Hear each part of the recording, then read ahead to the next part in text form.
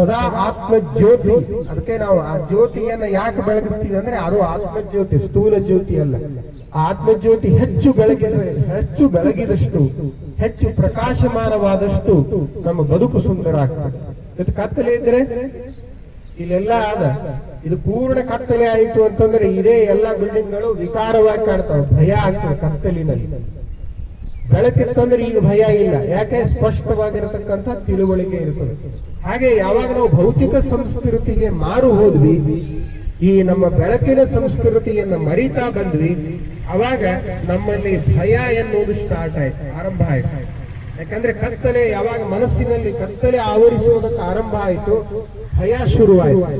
ಯಾವಾಗ ಭಯ ಶುರುವಾಯ್ತು, ಆ ಭಯದಿಂದ ಏನಾಯ್ತು, ಅದಕ್ಕೆ ಮತ್ತೆ ಪರಿಹಾರ ಕಂಡುಕೊಳ್ಳೋದಕ್ಕೆ ಶುರು ಮಾಡ್ತಾನೆ ಮನುಷ್ಯ, ಭಕ್ತಿ ಶುರುವಾಯ್ತು. ಯಾಕಂದ್ರೆ ಆ ಭಯದಿಂದ ಎಲ್ಲಿ ಕೆಡುಕಾಗ್ತದೋ ಏನೋ, ಎಲ್ಲಿ ಕೆಡುಕಾಗ್ತದೋ ಏನೋ ಭಯ, ಆ ಭಯದಿಂದನೇ ಅಂಧಶ್ರದ್ಧೆಗಳು ಶುರುವಾದವು. ಯಾರೇನೇ ಇದು ಮಾಡ್ರೆ ಇದು ಚಲೋ ಅಂದ್ರೆ ಮಾಡ್ಕೋತ ಹೊಂಟ್ಬಿಡುದು, ಅದು ಸರಿನೋ ತಪ್ಪು ಅನ್ನುವ ಯೋಚನೆ ಮಾಡತಕ್ಕಂತ ಆಲೋಚನಾ ಶಕ್ತಿಯನ್ನು ನಾವು ಕಳೆದುಕೊಂಡು ಬಿಟ್ವಿ. ಹೀಗಾಗಿ ಆ ಭಯದ ಕಾರಣದಿಂದ ಅನೇಕ ಈ ಆಚರಣೆಗಳು, ಮೂಢನಂಬಿಕೆಗಳು ಬಂದು, ಈ ಮೂಢನಂಬಿಕೆ, ಈ ಮೂಢ ಆಚರಣೆಗಳು ನಮ್ಮನ್ನ ಮತ್ತಷ್ಟು ಅಂಧಕಾರಕ್ಕೆ ಕರೆದುಕೊಂಡು ಹೋದವೇ ವಿನಃ ನಮ್ಮನ್ನ ಆ ನಿರ್ಭಯರನ್ನಾಗಿ ಮಾಡುವ ಬೆಳಕಿನೆಡೆಗೆ ಕರೆದುಕೊಂಡು ಹೋಗತಕ್ಕಂಥದ್ರ ಕಡೆಗೆ ನಾವು ಹೊರಳಲೇ ಇಲ್ಲ. ನೋಡ್ರಿ, ಈಗ ಉದಾಹರಣೆಗಾಗಿ ನಾವು ಪಾಶ್ಚಿಮಾತ್ಯ ಸಂಸ್ಕೃತಿಯಂತೆ ಬರ್ತ್ಡೇ ಆಚರಣೆ ಮಾಡ್ತೀವಿ, ದೀಪ ಆರಿಸುವ ಸಂಸ್ಕೃತಿ ಅವ್ರದ್ದು, ದೀಪ ಬೆಳಗಿಸುವ ಸಂಸ್ಕೃತಿ ನಮ್ದು. ಹೌದಿಲ್ಲ? ನಾವೇನ್ ಮಾಡ್ತೀವಿ, ಕಣ್ಣು ಮುಚ್ಚಿಕೊಂಡು ಅದು ಏನ್ ಮೇಣಬತ್ತಿ ಹಚ್ಚೋದು, ಊದೋದು.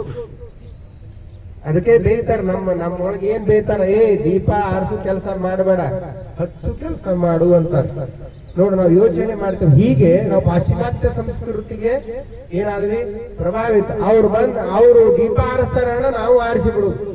ಆಮೇಲೆ ದೀಪ ಆರ್ತಂದ್ರೆ ಅದು ಅಪಶಕುನ ಅಂತ ಕರಿತೀವಿ ನಾವು. ಅದನ್ನ ಬಿಟ್ಟು ಅದೇನ್ ಬಿಡ್ರಿ, ಅವ್ರದ್ದು ಭಾರಿ, ಯಾವ್ದು ಭಾರಿ, ದೀಪ ಆರಿಸೋದು ಭಾರಿನ.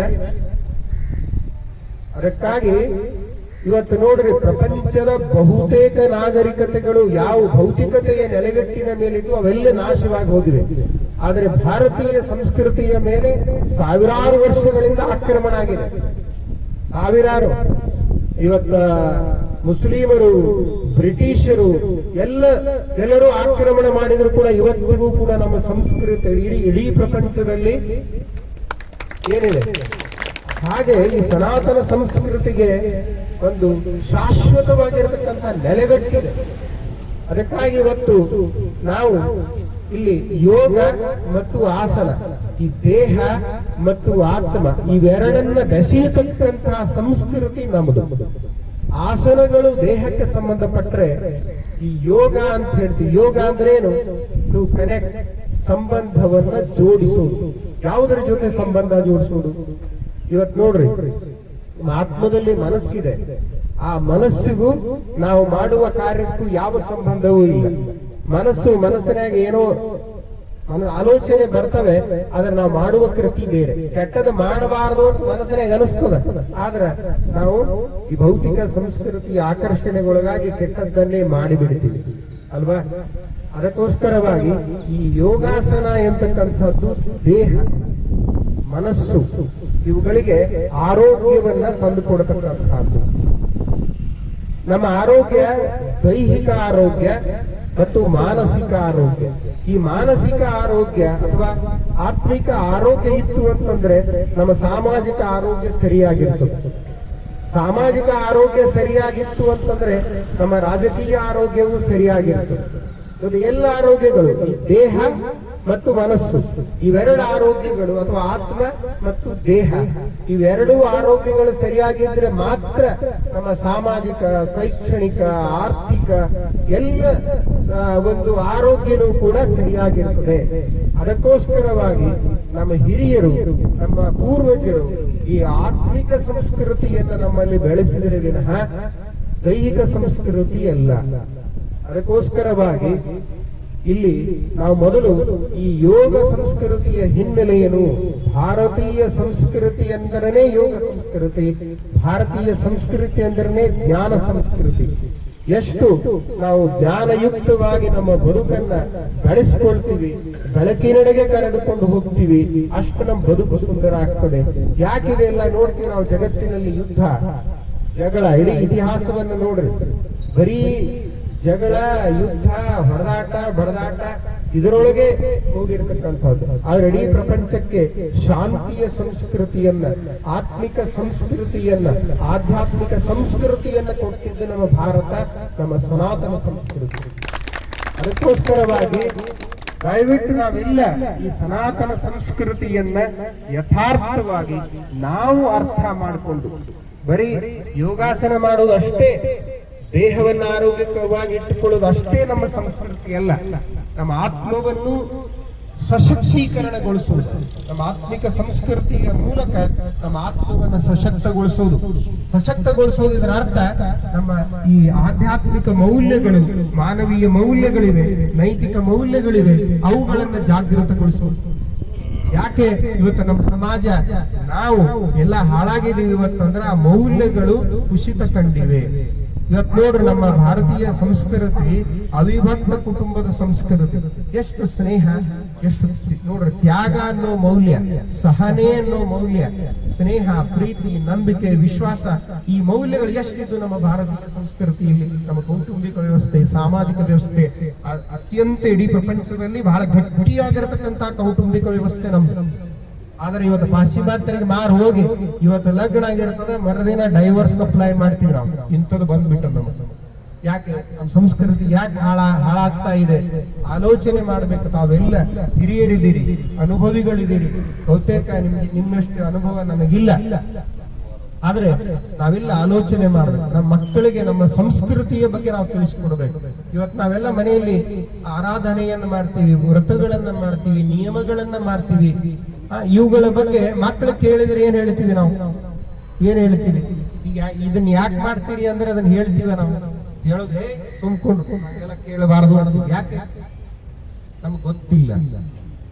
ಅದನ್ನು ತಿಳ್ಕೊಳ್ಬೇಕು. ಸನಾತನ ಸಂಸ್ಕೃತಿಯಲ್ಲಿ ಪ್ರತಿಯೊಂದು ವ್ರತ, ನಿಯಮ, ಆಚರಣೆಗಳ ಹಿನ್ನೆಲೆ ಇದೆ, ಆಧ್ಯಾತ್ಮಿಕ ಹಿನ್ನೆಲೆ ಇದೆ. ಯಾಕೆ ಬೆಳಿಗ್ಗೆ ಎದ್ದ ತಕ್ಷಣ ನಮ್ಮೆಲ್ಲ ದೇಹವನ್ನ ಶುಚಿಗೊಳಿಸಿಕೊಂಡು ಪೂಜೆ ಮಾಡಬೇಕು, ಧ್ಯಾನ ಮಾಡಬೇಕು ಅನ್ನುವಂತಹ ಸಂಸ್ಕೃತಿ ಯಾಕೆ? ಅದರ ಹಿನ್ನೆಲೆ, ಆಧ್ಯಾತ್ಮಿಕ ಹಿನ್ನೆಲೆ ಏನಿದೆ, ವೈಜ್ಞಾನಿಕ ಹಿನ್ನೆಲೆ ಏನಿದೆ, ಅದನ್ನು ಯಥಾರ್ಥವಾಗಿ ಮೊದಲು ನಾವು ತಿಳ್ಕೊಂಡು ನಮ್ಮ ಮಕ್ಕಳಿಗೆ ತಿಳಿಸ್ಬೇಕು. ಅಂದಾಗ ನಮ್ಮ ಮಕ್ಕಳಿಗೆ ನಮ್ಮ ಸಂಸ್ಕೃತಿಯ ಬಗ್ಗೆ ಗೌರವ ಬರ್ತದೆ.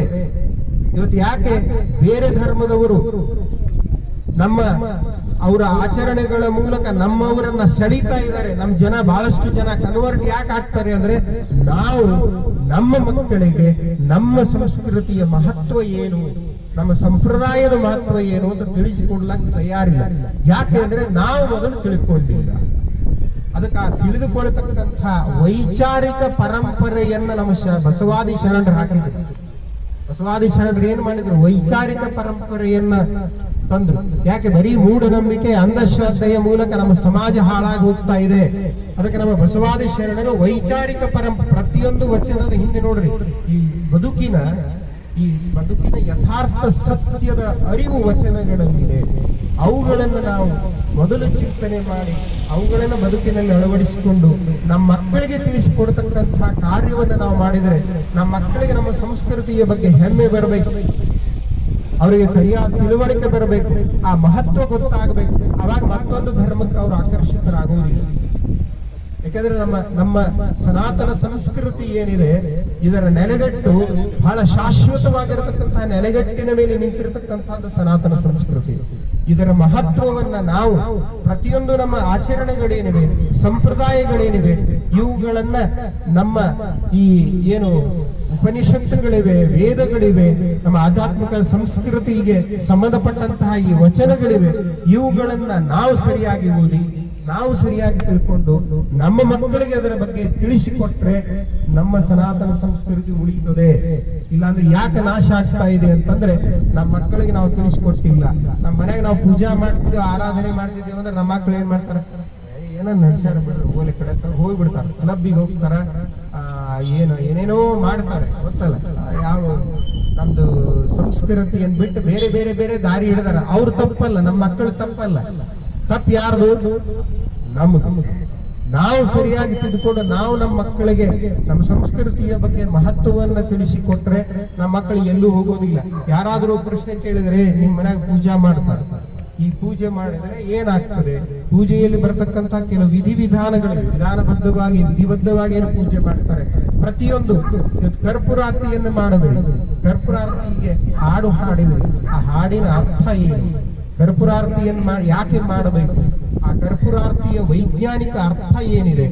ಮತ್ತೆ ನಾವು ಏನು ಅಗರಬತ್ತಿ ಬೆಳಗ್ತೀವಿ ಮತ್ತು ಆ ಕರ್ಪೂರಾರ್ತಿಯನ್ನು ಬೆಳಗ್ತೀವಿ, ಹೀಗೆ ಯಾಕೆ ಬೆಳಗ್ಬೇಕು? ಹಿಂಗ್ ಮಾಡಿದ್ರೆ ಏನಂತೀವಿ? ತಪ್ಪದು, ಹಿಂಗ್ ಮಾಡುವ. ಹಿಂಗೆ ಯಾಕೆ? ಹೀಗೆ clockwise, not anticlockwise. ಕ್ಲೋಕ್ ವೈಸೇ ಬೆಳಗಬೇಕು. ಯಾಕೆ? ಅದ್ರ ಹಿನ್ನೆಲೆ ಏನು? ಇವತ್ತು ಶಿವನ ಗುಡಿಗೆ ಹೋಗ್ತೀವಿ, ಮುಂದೆ ಬಸವಣ್ಣ ಇರ್ತಾನೆ, ಆ ಲಿಂಗ, ಆ ಶಿವನ ಆ ಲಿಂಗ ಯಾರು ಬಸವಣ್ಣನ ಕೋಡ್ಮೈನ್ ಕೈ ಇಟ್ಟು ಅಲ್ಲಿ ಆ ಗರ್ಭಗುಡಿಯಲ್ಲಿ ಇರತಕ್ಕಂತಹ ಲಿಂಗವನ್ನ ನೋಡ್ತಕ್ಕಂತಹ ಸಂಸ್ಕೃತಿ ಇದೆ. ಹಾಗೆ ಯಾಕೆ ನೋಡ್ಬೇಕು? ಅದರ ಹಿನ್ನೆಲೆ ಏನು? ಪ್ರತಿಯೊಂದಕ್ಕೂ ಅರ್ಥ ಇದೆ. ಪೂಜೆ ಮಾಡುವ ಪ್ರತಿ ವಿಧಿ ವಿಧಾನಗಳ ಹಿಂದೆ ಆಧ್ಯಾತ್ಮಿಕ ಅರ್ಥ ಇದೆ. ಅದನ್ನು ನಾವು ಯಥಾರ್ಥವಾಗಿ ತಿಳ್ಕೊಂಡು ನಮ್ಮ ಮಕ್ಕಳಿಗೆ ಹೇಳಿದ್ರೆ ಆ ಭಾವಪೂರ್ಣವಾಗಿ ಮಾಡಿದ ಭಕ್ತಿ, ಅರ್ಥಪೂರ್ಣವಾಗಿರತಕ್ಕಂತಹ ಭಕ್ತಿ ಮಾಡಿದ್ರೆ ಆ ಭಗವಂತನಿಗೆ ಸಲ್ತದೆ. ಆ ಭಗವಂತ ನಮ್ಮಲ್ಲಿ ಶಕ್ತಿಯನ್ನ ತುಂಬುತ್ತಾನೆ, ನಮ್ಮ ಬದುಕನ್ನ ಸುಂದರ ಮಾಡಿಕೊಳ್ಳುವುದಕ್ಕೆ ಸಾಧ್ಯವಾಗ್ತದೆ. ಅದಕ್ಕೆ ನಮ್ಮ ಈ ಸಂಸ್ಕೃತಿಯನ್ನ, ಸನಾತನ ಸಂಸ್ಕೃತಿಯನ್ನ ಸರಿಯಾಗಿ ಮೊದಲು ನಾವು ತಿಳ್ಕೊಂಡು ನಮ್ಮ ಮಕ್ಕಳಿಗೆ ತಿಳಿಸಿ ನಮ್ಮ ಸಂಸ್ಕೃತಿಯ ಬಗ್ಗೆ ಒಂದು ಅವರು ಗರ್ವ ಪಡುವಂತೆ, ಹೆಮ್ಮೆ ಪಡುವಂತೆ ಮಾಡಿದಾಗ ಇನ್ನುಳಿದ ಧರ್ಮಗಳಂತೆ ನಾವು ಕೂಡ ಎದೆಸೆಟ್ಟಿಸಿ ನಮ್ಮ ಧರ್ಮದ ಬಗ್ಗೆ ಹೇಳ್ತಕ್ಕಂತಹ ಆತ್ಮವಿಶ್ವಾಸ ನಮ್ಮ ಮಕ್ಕಳಲ್ಲಿ ಬರಬೇಕು, ನಮ್ಮಲ್ಲಿ ಬರಬೇಕು. ಅಂದಾಗ ಬೇರೆ ಧರ್ಮಗಳ ಆಚರಣೆಗೆ ನಾವು ಏನಾಗುವುದಿಲ್ಲ, ಆಕರ್ಷಿತರಾಗುವುದಿಲ್ಲ. ಬೇರೆ ಬೇರೆ ಇವತ್ತು ಏನೆಲ್ಲ ಚಟಗಳಿಗೆ ಅಧೀನರಾಗ್ತಾ ಇದ್ದಾರೆ ನಮ್ಮ ಮಕ್ಕಳು, ಅದಕ್ಕೆ ಬಿಟ್ಟು ಬಿಡ್ತಾರೆ. ನಮ್ಮ ಸಂಸ್ಕೃತಿಯಲ್ಲಿ ಗಟ್ಟಿಯಾಗಿ ನಿಲ್ತಕ್ಕಂತಹದ್ದು ನಮ್ಮ ಸಂಸ್ಕೃತಿ. ಅದಕ್ಕಾಗಿ ದಯವಿಟ್ಟು ತಾವೆಲ್ಲ ತಿಳಿದವರಿದ್ದೀರಿ, ಈ ನಮ್ಮ ಏನು ಸಂಸ್ಕೃತಿ ಇದೆ, ನಮ್ಮ ಈ ವಚನ ಸಾಹಿತ್ಯ ಇದೆ, ಇದನ್ನ ಅಧ್ಯಯನ ಮಾಡೋಣ. ನಮ್ಮ ಇರತಕ್ಕಂತ ನಮ್ಮ ಹಿರಿಯರು ನಮಗೆ ಕೊಟ್ಟಿರತಕ್ಕಂಥ ಕೊಡುಗೆ ಪ್ರಪಂಚದ ಯಾವ ದೇಶದಲ್ಲಿಯೂ ಕೂಡ ಭಾರತದಲ್ಲಿ ಇರುವಷ್ಟು ಆಧ್ಯಾತ್ಮಿಕ ಸಾಹಿತ್ಯ ಪ್ರಪಂಚದ ಯಾವ ದೇಶದಲ್ಲಿಯೂ ಇಲ್ಲ. ಅದು ಎಂಥದು? ಸತ್ವಯುತವಾಗಿರತಕ್ಕಂತಹ ಆಧ್ಯಾತ್ಮಿಕ ಸಾಹಿತ್ಯ ನಮ್ಮ ದೇಶದಲ್ಲಿದೆ. ಯಾಕಂದ್ರೆ ನಿಜವಾಗಿಯೂ ಕೂಡ ನಮ್ಮ ದೇಶದ ಈ ಆಧ್ಯಾತ್ಮಿಕ ಸಾಹಿತ್ಯದ ಬಗ್ಗೆ ನಾವು ಹೆಮ್ಮೆ ಪಡಬೇಕು. ಇವತ್ತು ಪ್ರಪಂಚದಲ್ಲಿ ಏನೆಲ್ಲ ಅನ್ವೇಷಣೆಗಳಾಗಿವೆ ಅದೆಲ್ಲ ಭಾರತೀಯ ಈ ವೇದ ಸಾಹಿತ್ಯದಲ್ಲಿದೆ, ವಚನ ಸಾಹಿತ್ಯದಲ್ಲಿದೆ. ಆ ಎಲ್ಲ ಸಾಹಿತ್ಯನೂ ಕೂಡ ಇರುತ್ತೆ. ಅಗ್ರಿಕಲ್ಚರ್ ಇರ್ಬೋದು, ಎಜುಕೇಶನ್ ಇರ್ಬೋದು, ಇವತ್ತು ಏನೆಲ್ಲ ಸೈಂಟಿಫಿಕ್ ಇನ್ವೆನ್ಷನ್ಸ್ ಏನಾಗಿವೆ ಎಲ್ಲ ನಮ್ಮ ಸಾಹಿತ್ಯದಲ್ಲಿದೆ. ಆದ್ರೆ ನೋಡುವ ರೀತಿ ಬದಲಾಗಬೇಕಷ್ಟೇ. ನಮ್ಮ ಸಂದೆ ಏನ್ ಮಾಡ್ತಾ ಬಿಡ್ರಿ ಎನ್ನುವಂಗ ಆಗ್ಬಿಟ್ಟು ನಮ್ದು ಹಳೆಯದಲ್ಲ, ನಮ್ದು ನಿತ್ಯ ನೂತನವಾದ ಸಂಸ್ಕೃತಿ ಭಾರತೀಯ ಸಂಸ್ಕೃತಿ. ಅದಕ್ಕಾಗಿ ತಾವೆಲ್ಲ ಹಿರಿಯರಿದ್ದೀರಿ, ಅನುಭವಿಗಳಿದ್ದೀರಿ, ತಾವೆಲ್ಲ ನಿಮಗೆ ಹೇಳುವಷ್ಟು ನಾಯಿನಲ್ಲಿ ದೊಡ್ಡವನಲ್ಲ. ಅದಕ್ಕಾಗಿ ದಯವಿಟ್ಟು ನಮ್ಮ ಸಂಸ್ಕೃತಿಯ ಬಗ್ಗೆ ನಾವು ಮೊದಲು ಯಥಾರ್ಥವಾಗಿ ಅಧ್ಯಯನ ಮಾಡೋಣ, ಹಿರಿಯರಿಂದ ತಿಳಿದುಕೊಂಡು ನಮ್ಮ ಮಕ್ಕಳಿಗೆ ತಿಳಿಸೋಣ.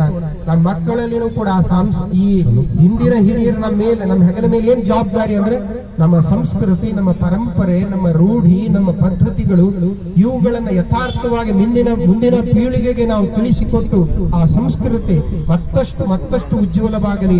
ಇಡೀ ಪ್ರಪಂಚ ಭಾರತೀಯ ಸಂಸ್ಕೃತಿಯತ್ತ ಇವತ್ತು ಆಕರ್ಷಣೆ ಆಗ್ತಾ ಇದೆ. ಇವತ್ತು ಭಾರತೀಯರು ಅಂದ್ರೆ ಶಾಂತಿ ಪ್ರಿಯರು, ಭಾರತೀಯರು ಅಂದ್ರೆ ಆದರ್ಶವುಳ್ಳವರು ಅಂತ ಹೇಳಿ ಏನು ಪ್ರಪಂಚದಲ್ಲಿದೆ, ಅದನ್ನ ಮತ್ತಷ್ಟು ನಮ್ಮ ಕಾಂಟ್ರಿಬ್ಯೂಷನ್ ಮೂಲಕ, ನಮ್ಮ ಕೊಡುಗೆಯ ಮೂಲಕ ಮತ್ತಷ್ಟು ಮೇಲಕ್ಕೆ ಎತ್ತರಿಸೋಣ ಅಂತ ಹೇಳಿ ನನ್ನ ಇಲ್ಲಿ ಕರೆದು, ತಾವೆಲ್ಲ ಅನುಭವಿಗಳು ಹಿರಿಯರಿದ್ರೂ ಕೂಡ ನನ್ನ ಚಿಕ್ಕವನನ್ನ ಕರೆದು ನೀವು ಇಲ್ಲಿ ಮಾತನಾಡೋದಕ್ಕೆ ಅವಕಾಶ ಕೊಟ್ಟಿರಿ. ತಮ್ಮೆಲ್ಲರಿಗೂ ಕೂಡ ಅತ್ಯಂತ ಹೃದಯಪೂರ್ವಕವಾಗಿ ನಾನು ಧನ್ಯವಾದಗಳನ್ನು ಹೇಳ್ತೇನೆ. ಓಂ ಶಾಂತಿ.